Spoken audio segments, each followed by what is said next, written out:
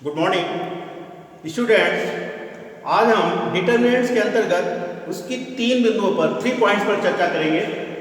पहला है points of 3 special determinants, यानी डिटरमिनेंट्स के 3 विशेष प्रकार कौन से हैं, और दूसरा है फैक्टर्स ऑफ 3 स्पेशल डिटरमिनेंट्स, यानी 3 विशेष प्रकार के डिटरमिनेंट होते हैं, उनके गुणनखंड, उनके फैक्टर्स क्या होते हैं। और तीसरा पॉइंट है expansion of a determinant with respect to any row और एनी कॉलम, यानी किसी डिटरमिनेंट का उसकी किसी भी पंक्ति या उसकी किसी भी स्तंभ के सापेक्ष उसका प्रसार करना। आपको पता है कि किसी डिटरमिनेंट का उसकी किसी पंक्ति या किसी भी स्तंभ के सापेक्ष प्रसार किया जाए उसकी वैल्यू सेम निकलती है। तो आइए पहले हम फर्स्ट पॉइंट पे चर्चा करते हैं, काइंड्स ऑफ 3 स्पेशल डिटरमिनेंट्स। तो some special kinds of determinants are 3, यानी जो विशेष प्रकार के डिटरमिनेंट्स होते हैं वो 3 प्रकार हैं। The first one is symmetric determinant, यानी सममित सारणी, and the second one is skew symmetric determinant, यानी विषम सममित सारणी, और तीसरा है सर्कुलेंट डिटरमिनेंट्स, यानी चक्रीय सारणी। सर्कुलेंट डिटरमिनेंट्स का अर्थ है चक्रीय सारणी, इसको साइक्लिक डिटरमिनेंट्स भी कहते हैं। अब देखिए जो सिमेट्रिक डिटरमिनेंट, पहले पॉइंट पे आते हैं। जो सिमेट्रिक डिटरमिनेंट होता है उसकी प्रॉपर्टी क्या होती है, उसमें किसी भी एलिमेंट आईवी पंक्ति और जेवे स्तंभ का एलिमेंट जो है जेवी पंक्ति और आईवे स्तंभ के एलिमेंट के इक्वल होता है। उदाहरण के लिए समझे कि पहली पंक्ति दूसरे स्तंभ का एलिमेंट दूसरी पंक्ति पहले स्तंभ के एलिमेंट के इक्वल होगा, और पहली पंक्ति तीसरे स्तंभ का एलिमेंट तीसरी पंक्ति और पहले स्तंभ के एलिमेंट के इक्वल होगा, और दूसरी पंक्ति तीसरे स्तंभ का एलिमेंट तीसरी पंक्ति और दूसरे स्तंभ के एलिमेंट के इक्वल होगा। ये विशेष खासियत है इसकी, और इसका बहुत ही प्रयोग है। अब आगे देखें, जो स्क्यू सिमेट्रिक डिटरमिनेंट्स होता है उसमें आईवी पंक्ति और जेवे स्तंभ का जो एलिमेंट होता है वो जेवी पंक्ति और आईवे स्तंभ में निगेटिव होता है। इसका तात्पर्य हुआ कि पहली पंक्ति और दूसरे स्तंभ का एलिमेंट दूसरी पंक्ति और पहले स्तंभ में आंशिक मान में इक्वल होगा लेकिन नेगेटिव होगा। इसी प्रकार से पहली पंक्ति और तीसरे स्तंभ का जो एलिमेंट है, अवयव है, वो तीसरी पंक्ति और पहले स्तंभ के एलिमेंट के इक्वल होगा आंशिक मान में, लेकिन नकारात्मक होगा या नेगेटिव होगा। इसी प्रकार से दूसरी पंक्ति और तीसरे स्तंभ का जो एलिमेंट है वो तीसरी पंक्ति और दूसरे स्तंभ के एलिमेंट की इक्वल होगा लेकिन नेगेटिव होगा। और जो सर्कुलर यानी सर्कुलेंट डिटरमिनेंट होता है वो भी एक प्रकार का सिमेट्रिक डिटरमिनेंट ही होता है।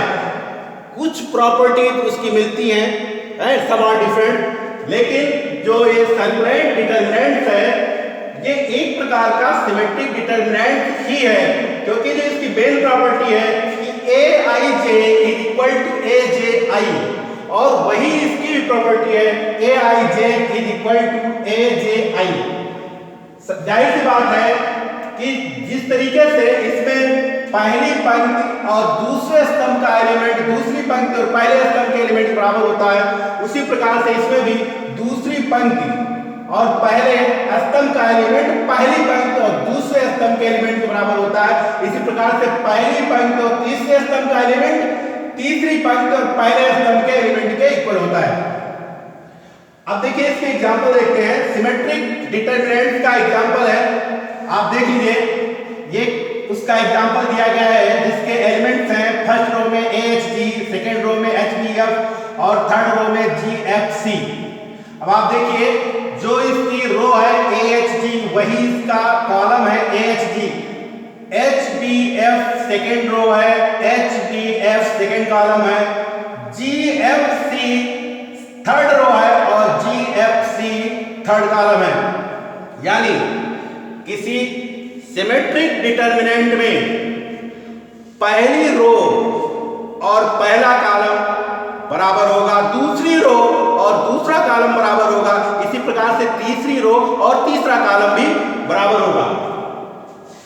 इस डिटर्मिनेंट की जो वैल्यू है वो आप देखें, ये महत्वपूर्ण है।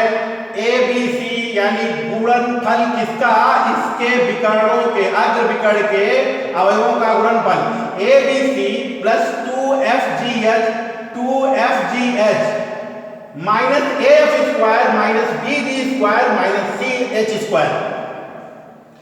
इसे आप कंठस्थ कर सकते हैं, महत्वपूर्ण डिटर्मिनेंट है ये, वेरी इंपॉर्टेंट डिटर्मिनेंट। इसे आप याद रखिएगा, इसका एक्सपेंशन भी याद रख सकते हैं। ये इसका एक्सपेंशन है ABC plus 2FGH minus AF square minus BG square minus CH square.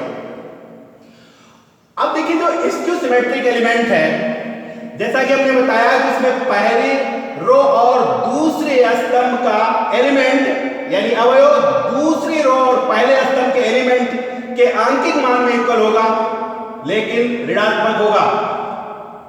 उदाहरण के लिए आप देखें B, जैसे इस डिटर्मिनेंट में B है, ये पहली रो में दूसरे कॉलम का एलिमेंट है, लेकिन दूसरी रो में पहले कॉलम का एलिमेंट जो है आंकिक मान में इक्वल है, लेकिन चिन्ह इसका विपरीत है, ऋणात्मक है। इसी प्रकार से पहली रो और तीसरे कॉलम में जो एलिमेंट है वो माइनस C है, पहली रो और तीसरे कॉलम में। इसी प्रकार से तीसरी रो और पहले कॉलम में जो एलिमेंट है वो C है, यानी ये आंशिक मान में इक्वल है, किंतु इनके चिन्ह विपरीत हैं। अब जो सर्कुलेंट डिटर्मिनेंट है वो भी मैंने आपको बताया कि सिमेट्रिक डिटर्मिनेंट के इक्वल होता है, लेकिन इसकी कुछ प्रॉपर्टीज ही मिलती हैं। आप जैसे देखें, इसमें फर्स्ट रो है A B C, तो सेकेंड रो कहां से स्टार्ट की गई है B C A, और थर्ड रो कहां से स्टार्ट की गई C A B। जबकि यहां पर देखें ये H G, और इसमें भी जो सेकेंड रो स्टार्ट की गई है वो भी इसके दूसरे एलिमेंट से स्टार्ट की गई है H B F, लेकिन जो थर्ड रो है उसके थर्ड एलिमेंट से स्टार्ट की गई है। यहां पर भी देखें आप A B C first row है, और जो दूसरी रो स्टार्ट की गई है B से स्टार्ट की गई B C A, और थर्ड रो तीसरी स्टार्ट की गई है वो C से स्टार्ट की गई C A B। इसकी वैल्यू होती है 3ABC minus A cube minus B cube minus C cube. ये वैल्यू आप कंठस्थ कर लीजिएगा, इसको याद रखिएगा। अब आते हैं जो फैक्टर्स हैं some special kinds of determinants के, तो factors of 3 special kinds of determinant देखें। ये इस प्रकार का पहला डिटर्मिनेंट है जिसमें फर्स्ट रो 1 1 1 और second row A B C या X Y Z कुछ भी हो सकती है, और third row A square B square C square या X square Y square Z square हो सकती है, या फिर इसकी रोज को हम कॉलम में चेंज करते हैं। तो इसकी रोज को कॉलम में चेंज करके इन दोनों का मान आपको पता है कि किसी डिटर्मिनेंट की रोज को अगर कॉलम्स में चेंज कर दिया जाए तो सारी के मान में कोई परिवर्तन नहीं होता है। तो इस प्रकार से इन दोनों डिटर्मिनेंट्स की वैल्यूज इक्वल होंगी, और इस डिटर्मिनेंट के फैक्टर होते हैं A minus B, B minus C, C minus A। इसी प्रकार से जो दूसरा काइंड है उसमें जो रो है फर्स्ट 1 1 1, और जो इसकी दूसरी रो है वो A B C, और तीसरी रो है A cube B cube C cube.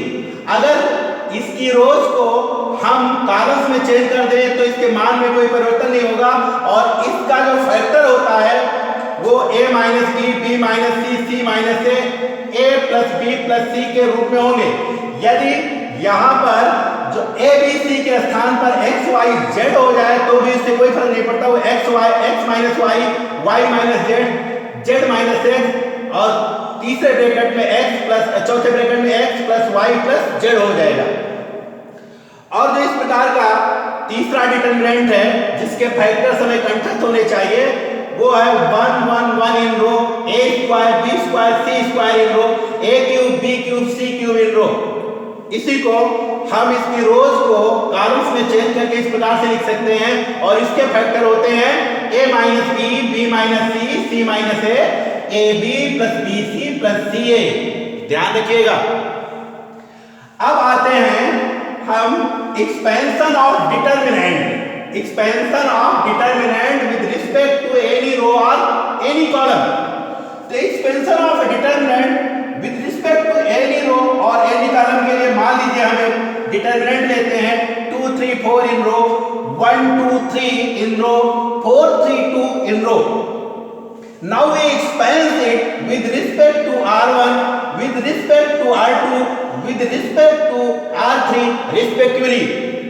If we expand it with respect to R1, जब हम इसका R1 के सापेक्ष प्रसार करते हैं तो आप देखें फर्स्ट रो का पहला एलिमेंट 2 लेने पे ये माइनस बचेगा 2 3 3 2, क्योंकि फर्स्ट रो और फर्स्ट कॉलम छूटने पे 2 3 3 2, जिसकी वैल्यू होगी 2 2 जार 4 3 3 जार 9, यानी 2 2 जार 4 माइनस 3 3 जार 9। इसी प्रकार से जब हम फर्स्ट रो का सेकेंड एलिमेंट लेंगे तो इसमें माइनस साइन होगा, क्योंकि ये फर्स्ट रो और सेकेंड कॉलम है।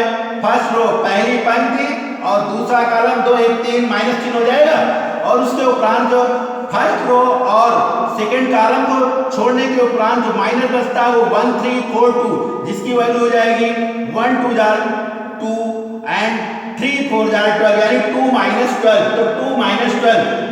उसके उपरांत जब हम फर्स्ट रो का थर्ड एलिमेंट लेते हैं तो वो है 4, और ये रो और एक कॉलम छूटने के बाद ये माइनस बचेगा, जिसकी वैल्यू हो जाएगी 3 1 जार 3 माइनस 4 2 जार 8। और इस प्रकार से इसकी वैल्यू क्या निकलती है इन अलग अलग पदों की, -10 + 30, -10 + 30 -20।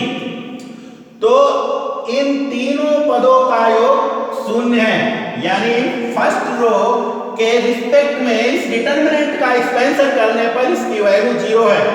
इसी प्रकार से सेकेंड रो के रिस्पेक्ट में जब हम इसका एक्सपेंशन करते हैं तो सेकेंड रो में आप देखें इसका पहला एलिमेंट 1 है, लेकिन यहाँ साइन माइनस होगा, क्योंकि ये पहले मतलब दूसरी रो और फर्स्ट कॉलम का एलिमेंट है।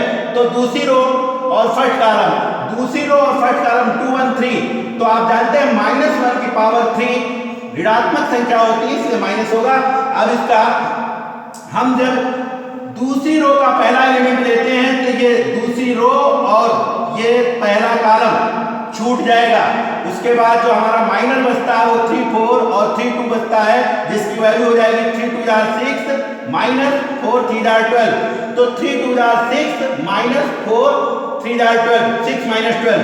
तो इस प्रकार से जब हम इस डिटर्मिनेंट की वैल्यू निकालते हैं, इसके प्रत्येक पद का मान हमें मिलता है 6 - 24 + 18 एंड 6 24 और -24 = 0। और इसी प्रकार से जब हम थर्ड रो के रिस्पेक्ट में इसका एक्सपेंशन करते हैं तो थर्ड रो में पहला एलिमेंट है 4, थर्ड रो में हम पहला एलिमेंट 4 लेते हैं, तो ये थर्ड रो और फर्स्ट कॉलम छूटने के उपरांत जो माइनस बचता है वो 3 4 2 3, जिसकी वैल्यू हो जाएगी 3 3 जार 9 माइनस 2 4 जार 8। इसी प्रकार से सेकेंड एलिमेंट लेते हैं थर्ड रो का सेकेंड एलिमेंट यानी 3 लेते हैं, लेकिन यहाँ चिन्ह माइनस हो जाएगा, क्योंकि ये जो एलिमेंट है वो तीसरी पंक्ति का दूसरा स्तंभ है। तो 3 2 5 और -1 की पावर 5 माइनस संख्या -1 हो जाएगा, तो इसलिए इसमें जो साइन है वो माइनस होगा। अब देखें जब हम इस रो को और इस कॉलम को छोड़ देते हैं तो हमारा जो माइनस बचता है वो 2 4 और 1 3 बचता है, जिसकी वैल्यू हो जाएगी 3 2 जार 6 माइनस 4 1 जार 4। तो इस प्रकार से थर्ड रो के रिस्पेक्ट में जब इसका एक्सपेंशन किया जा रहा है तो इसके प्रत्येक पद का मान 4 - 6 + 2, यानी अलग अलग पदों का मान 4 - 6 + 2 है, जिसकी वैल्यू 0 है, यानी 4 + 2 6 और -6 = 0। इसी प्रकार से जब हम कॉलम के सापेक्ष इस डिटर्मिनेंट का एक्सपेंशन करते हैं तो भी हमें वैल्यू सेम प्राप्त होती है। मान लीजिए हम इसका फर्स्ट कॉलम के रिस्पेक्ट में एक्सपेंशन करते हैं तो फर्स्ट कॉलम में जो पहला एलिमेंट है वो है 2 और इस रो और इस कॉलम को छोड़ने के बाद जो माइनस बचता है वो 2 3 और 3 2 है, जबकि इसकी वैल्यू क्या हो जाएगी 2 2 4 माइनस 3 3 9। इसी प्रकार से जब हम फर्स्ट कॉलम का सेकंड एलिमेंट लेते हैं तो ये 1 है, लेकिन इसका साइन चेंज होगा क्योंकि ये दूसरी रो और पहले कॉलम का एलिमेंट है 2 1 3 -1 की पावर 3 ऋणात्मक, तो ये इसका जो साइन है वो माइनस में होगा। अब इस रो और इस कॉलम को छोड़ने के बाद हमें जो माइनस प्राप्त होगा वो 3 4 और 3 2, जिसकी वैल्यू हो जाएगी 3 2 6 माइनस 4 3 12, तो 6 माइनस 12। अब इसके तीनों पदों के अलग अलग मान क्या होंगे -10 + 6 + 4, जिसकी वैल्यू भी 0 हो जाएगी। इसी प्रकार से C2 और C3 ये जो दूसरे और तीसरे कॉलम है इनकी वैल्यू भी हमें 0 प्राप्त होती है। तो इस प्रकार से हम देखते हैं कि किसी दिए गए डिटर्मिनेंट का एक्सपेंशन यानी उसकी वैल्यू निकालने के लिए उसका प्रसार चाहे किसी पंक्ति या चाहे किसी भी स्तंभ के सापेक्ष करें, डिटर्मिनेंट की वैल्यू में, डिटर्मिनेंट के मान में कोई परिवर्तन नहीं होता है। तो ये 3 इंपॉर्टेंट पॉइंट थे डिटर्मिनेंट के बारे में डिस्कशन करने के लिए। अब अगले वीडियो में हम एक्सरसाइजेस के जो इंपॉर्टेंट क्वेश्चंस हैं उनको हल करेंगे। ओके।